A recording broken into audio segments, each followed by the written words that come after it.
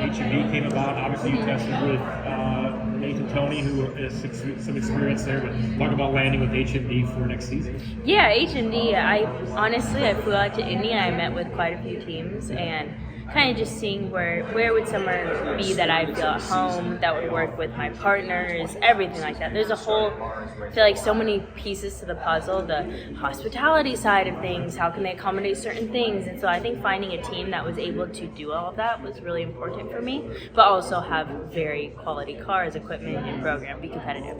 And HMD's proven that they are, so I think as a whole, their team was able to offer me a lot of things that I needed for myself. What is the goals for your first year? Obviously, getting comfortable in the race car, learning some new tracks, but your goals for your first season. Yeah, I mean, goal-wise, I wrote down all my goals already for the year before I even drove the car, and none of them have finishing places on them. I think for me, finishing places are kind of dumb when it comes to goals because you can have one big wreck. You can have Portland first turn and take out 10 cars and it's like, oh yeah, we got our top 10 for the year, whatever. But for me, I want to progress. I want to learn the dynamics of these cars. I don't want to go and say, oh, I'm tight or loose or understeer, oversteer, having to learn that side. But I don't want to do that. I want to be able to say, hey, I want to make this change. I want to be able to do this, that. So I think really learning the dynamics of everything, understanding every single side of this world is what my goals are. What are you studying? Are you old film, talking to obviously everything? A lot of teammates, everything, yeah. Yeah, that's the nice side of HMD is there is a lot of teammates there. You have a lot of quality drivers, a lot of data that I've never had access to in the past 6 years of my life. So there's definitely a lot that you can utilize if you're willing to put in the work and utilize all of that. So watching a bunch of footage, taking a bunch of notes, going through all the data. There is so much data to go over, and a lot of quality drivers that have driven to HMD at these tests and be able to utilize that side of things, see exactly what they're doing at the exact moments. That's something I haven't had. How is the driver line? Go ahead, Steve.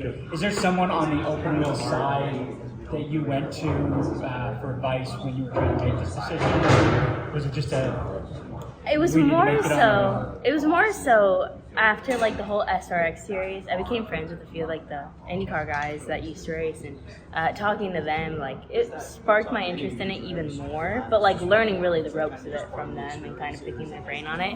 But there wasn't necessarily one specific. What has been the process like getting used to driving a car that has no fenders? You can see the wheels, you don't have a roll cage around you, you don't have all that sheet metal around you. What has that process been like getting used to this driving and physical driving environment? Yeah, it's odd. It's definitely odd. I can tell you that. It's different. So for me, not having a windshield, like that's something when you race at Daytona, you kind of like don't think about. When you race at Daytona, Talladega, everything is still inside the car. Like if there is like a little like piece of anything in the air floating, like it falls right to the ground. It's just super, super still, but you're obviously going like 190 miles an hour. But on this side of things, like you're going that fast, you feel like your head's gonna rip off because of the wind. So like it's something that I'm definitely having to get used to. Like, is it normal for like my helmet to be strangling me? Like, so that's something that's definitely different. Not having the windshield and being able to really feel everything is unique. How cool is it to run here at IMS, get some laps in here at some of the best tracks in the world? I've never been here before. This is actually my first time here. So I've never raced here before, never even been to the facility. So really got to check it all out, really seeing everything it has to offer. So that means you'll be coming to your first Indy 500 next year? Yeah, I'll be coming to my first Indy it. 500. Yeah, I plan on moving out here part-time. So I think I'll definitely learn the area. What was that feeling, you and Chase, driving in maybe this morning, knowing that you're going to run out here and here you're driving in? A lot of drivers talk about that feeling of driving in that time. Honestly, I was really cold this morning. We drove here like 7, 8. I was hungry, cold, decaffeinated, so it was a slow morning. And what was your thoughts now of running? I know it's just a couple hours here, but just did it meet the expectations of the car, what you kind of envisioned coming into it? I think so, because I played a lot of iRacing up until this. I know there's not like really much simulators you do in Indy NXT, but for iRacing and everything, like I've never made more laps for a test in my entire life on iRacing, and so we both have our separate simulators at our house, and we play like literally right next to each other. We'll be on like Discord yelling at each other, literally right next to each other, but we made so many laps here. He's really good at iRacing, so like, and I'm still learning iRacing, so he's definitely helped me a lot with that, but it's still all very new. And how different, I know it's not an oval, like, but what Jimmy and Kyle were talking about here, they used to have a stock car running off the right rear,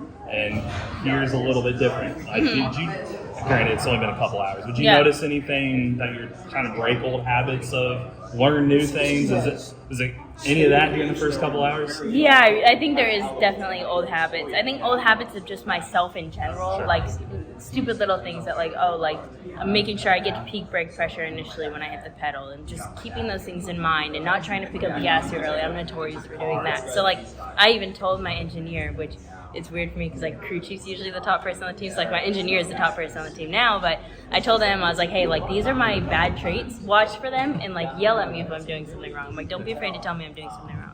And Kyle was also talking about how the difference of like a steering wheel, you know, like the NASCAR, you don't have all these little gadgets. And Yeah. he's like, it's weird to hit So many buttons. hit a pit so road many, button. yeah, Like, yeah. was it weird to hit a pit road button instead of looking at a It tag was. and- I was a little overwhelmed at first going out because I'm like, okay, it's pit road button, and then I'm like, there's these lights flashing at me, like warning alarms, and I'm like, okay, I need to bypass those real quick, and then looking at the shift lights, like there's just a lot going on that like now I feel like after the second session I figured out like, okay, this is important, don't worry about that, bypass that. So like I'm getting the hang of it. A car with wings, how difficult is it to figure out, you know, downforce in an Indy NXT car is a lot different than it is in a late model and Xfinity car, truck. How difficult is it to learn how downforce is with these cars now compared to what you were in? Yeah, it's kind of, I mean, I feel like downforce is downforce no matter what. If you feel it, whether it's like in a truck versus in these cars, like with wings and stuff. So like, it's definitely something that like being cognizant of it, because like you can visibly see it in front of you. But also like, I think I'm still trying to learn the edge of it. So like I haven't found it just yet. So we're trying to learn like, what's that feel like when you go past like the max downforce that you do have. When Jimmy Johnson came over here, he ran a lot of test laps in Formula Regional Americas cars, like in Barber, C-Ring, etc. Do you have plans on doing that during the off season to kind of get yourself a little bit more acclimated, get a little bit more mileage in your open wheel Formula car? Yeah, I would love to. I'm trying to, so that's definitely something that I want to do more of. I'm racing at Coda here in a week, and so coming up pretty quick right after the Barber test. So now I'll be in an FR car. So doing that, trying to get more laps, just more experience in open wheel stuff in general, but no matter what car it is. Steven Stump of Frontstretch.com here. Come back for more great racing videos, and if you like us, don't forget to hit that subscribe button.